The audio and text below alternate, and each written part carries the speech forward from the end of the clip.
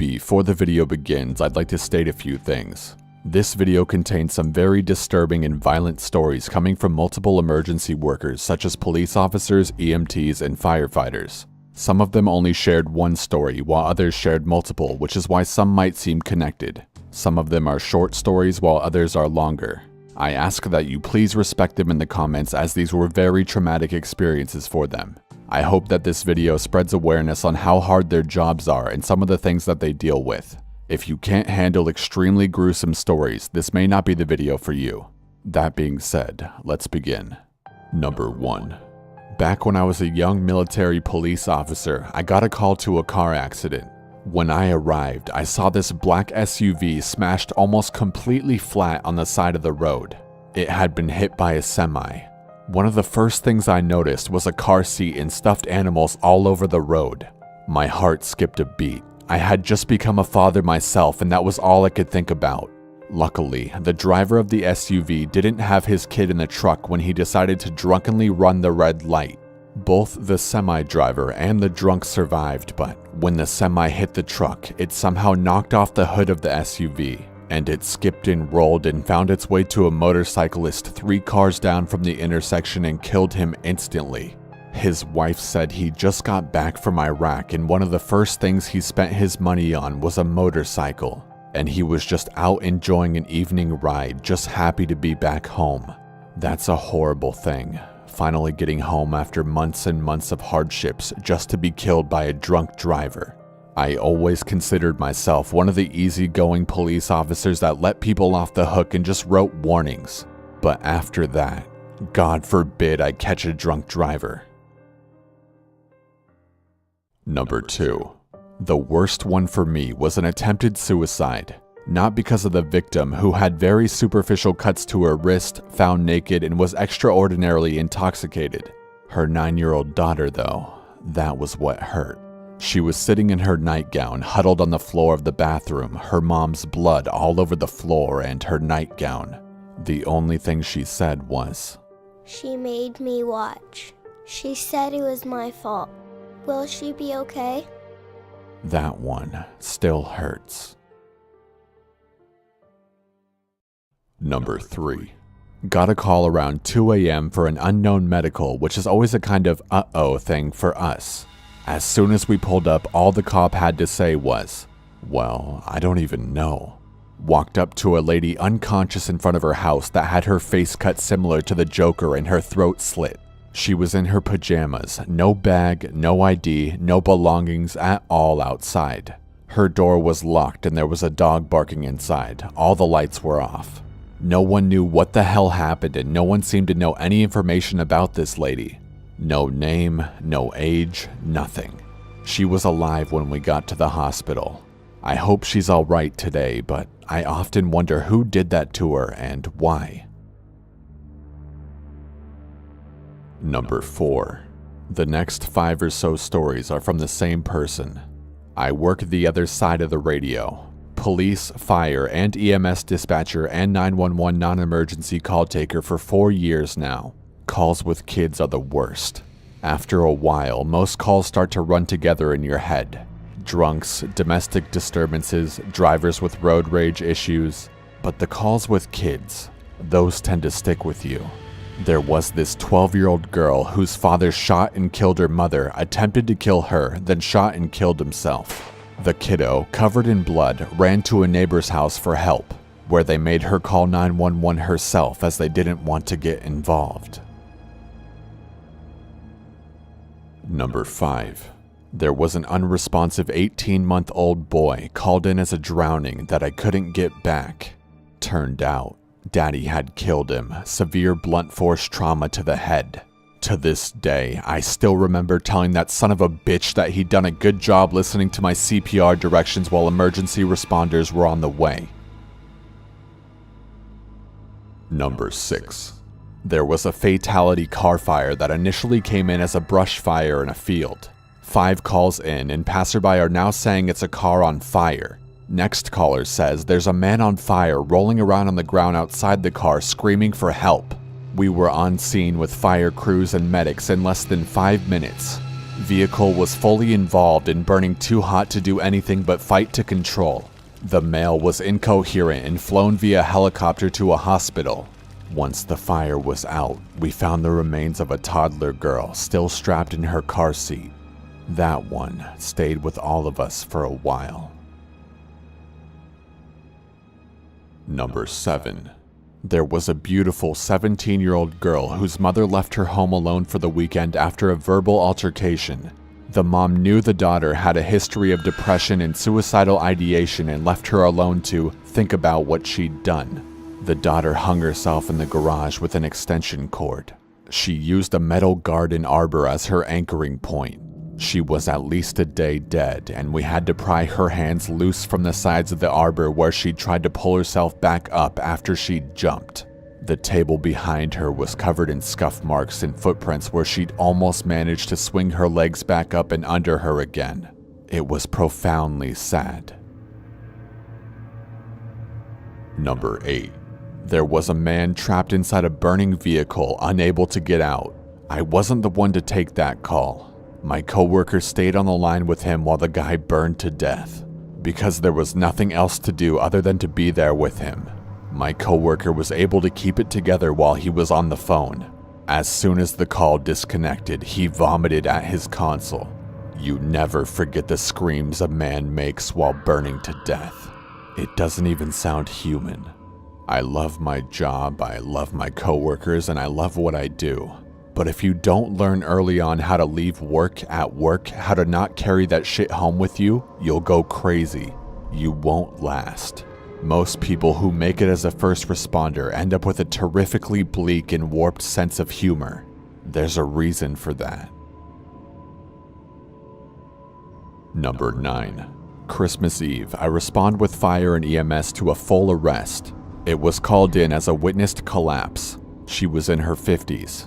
We work her for 15 or 20 minutes and rush her to the ER. We later find out that she had been dead for hours. Her father had been the one to call. He had Alzheimer's and had seen her fall and forgot about it for a few hours. So not only did this man's daughter and caregiver die on Christmas Eve, but he had witnessed the whole thing. It's horrible to think that he may have discovered her multiple times. Number 10. I'm an EMT and had a call for a pedestrian hit by a car on a rural road. We haul ass over there and find a 12-year-old female in the road with her dad standing over her. She was riding her bicycle in her driveway with her whole family out in the lawn. She rode into the road and was immediately hit by an older man driving a large old Cadillac.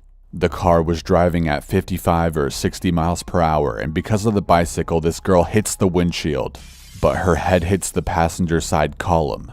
The girl doesn't die on impact and is instead bleeding out through a large piece of her skull that has been half caved in. The girl can't talk, but she's blinking and making sounds. Her dad, who had been drinking for the better part of the day, sees the whole thing. He immediately runs out into the road and starts doing the only thing he's ever seen from TV, CPR. Thanks to his woefully drunk version of CPR, he not only crushes her ribs and lungs, but effectively helps her bleed out faster. To make things worse, I have a brand new paramedic with me who has never seen anything like this. Almost as soon as we arrive, this girl has no pulse and blood is everywhere.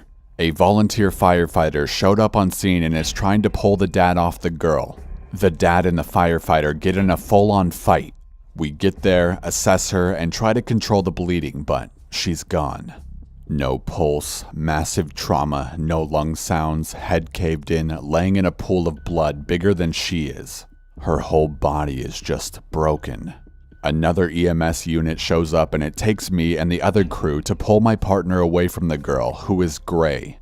As soon as we pull him away, the father begins screaming about losing his little girl and runs into his house. The older man in the caddy, realizing she's dead, begins yelling things like, "Oh my God, I've killed a little girl." Then things get worse. The old man in the caddy who hit her falls down on the pavement and has a massive heart attack. He dies an hour later. Meanwhile, Dad is inside the house drinking some kind of whiskey as fast as he can before coming back out, bottle in hand, completely out of his mind and attacking things in his yard. The girl wasn't an only child, she was the second youngest of 6, and all of them were outside watching all of this go down. Other units arrive on scene. We end up transporting the dad, the driver of the caddy, and the volunteer firefighter who sustained injuries from holding back the dad. I now go out of my way to avoid that stretch of road. My partner quit a week later. Number 11. Another notable call was what was called in as an attempted suicide a few years back.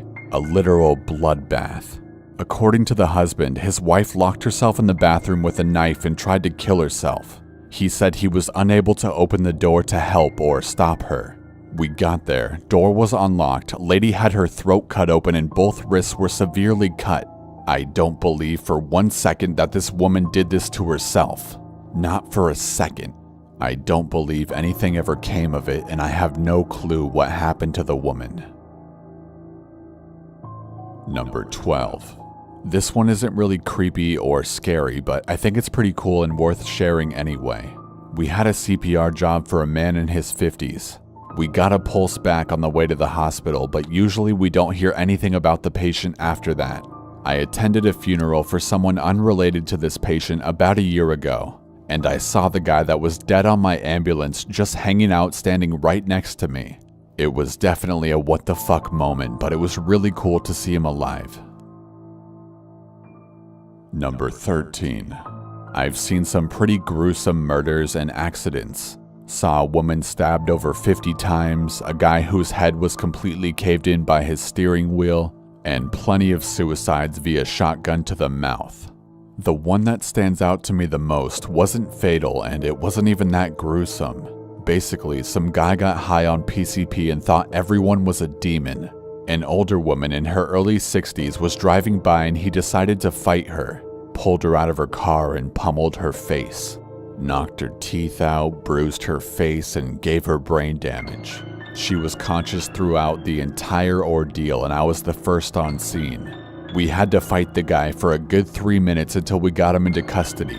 He was a big guy and got roughed up pretty good, but he was feeling no pain at all. My taser had absolutely no effect. We only got him into cuffs when 6 officers held him down and pulled his arms into place. He then proceeded to spit blood on us. This whole thing shocked me because this lady was just minding her own business when this asshole decided to ruin her life. It was random and unprovoked. And if I'm not mistaken, she had to quit her job due to memory issues from the brain injury. Number 14. My friend's dad is a cop and he once told me this story. Keep in mind this was during a really bad ice storm a few years ago and in the country about a good 15 or 20 minutes from a town, and it wasn't a very busy road. I got a call from a woman saying she hadn't talked to her mom in a few days, which was weird since they talked every day. I went to go check on her and drove up to the address and saw a truck sitting in gate. I got out and walked up. I didn't see anything in or around the truck and decided to walk past. That's when I saw it. An old lady was by the mailbox. She fell into a puddle and had literally frozen over. Fire department had to come to basically burn her out. I then decided to walk up to the house after calling in what happened. The door was slightly open and I walked in and announced myself. No answer. I walked around and her husband had died staring out the window at her. He was handicapped and in a wheelchair. He didn't have any power in the house for a week and didn't have a cell phone. He died watching his wife freeze to death. Number 15. My grandfather was a fireman for the local Air National Guard. He knew a few of the pilots and became pretty good friends with one of them. One day, he's on duty and they get a call about one of the jets, a F-4 or F-100 at the time I believe, with an engine problem. The plane was circling the airport trying to get a safe approach. Long story short, he ended up crashing and, as you can imagine, jet crashes rarely end well. The fire squad arrived on the airfield to a pretty large debris field. Nothing was identifiable, but my grandfather knew his friend was in the plane, so he started searching frantically. Eventually, he found a gray round object in some rubble far from the crash. He picked it up, only to realize it was his friend's helmet. Knowing this was not a good sign, he slowly turned it around and saw that his friend's head was still inside the helmet. No body anywhere to be found, just his head in his helmet about 100 yards from the crash site. One would think that this would turn you away from firefighting, but he had it in his blood. He went on to be captain of a local fire department where he witnessed a lot of other things, including a woman who had committed suicide by lighting herself on fire, children drowned in pools, his best friend / neighbor cutting his brachial artery with a chainsaw, and performing CPR for 30 minutes on that same neighbor while waiting for an ambulance to come after the young neighbor boy who came over crying because he couldn't wake his dad up. There are a ton more that I can't even remember right now. Through all of this, he said there was one thing that kept him going, and that was the one day where he had the opposite of a horror call. Instead, it was a woman in labor, very in labor. They weren't going to make it to the hospital in time, so my grandfather ended up delivering the baby in the back of his ambulance. This, he said, made his 30-plus year career all worth it.